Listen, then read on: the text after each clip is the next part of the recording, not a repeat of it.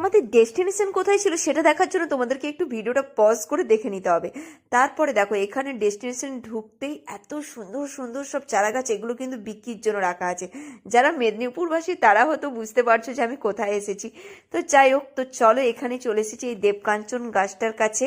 তো ওই দেবকাঞ্চন গাছটা আমার কাছে ভীষণ আকর্ষণের জায়গা ছিল। আর এখানে দেখো কত কত চারা গাছ রয়েছে, আর কত মানে বাগানটাকে সাজানোর জন্য কত রকমভাবে কত রকম স্টাইলে সব সাজানো হয়েছে।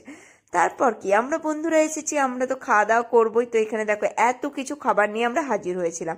খাওয়া দাওয়ার পরে একটু ফান মস্তি সব কিছুই চললো, একটু দোলনায় দুললাম, একটু বাচ্চা হয়ে গিয়েছিলাম আর কি। তারপরে বাচ্চাদের মতো একটু ফটোশ্যুটও করে নিচ্ছিলাম, একটু বড়দের মতো। তো চলো এবার বন্ধুদেরকে বিদায় দেওয়ার পালা, বিদায় দিয়ে বাড়ি চলে আসলাম।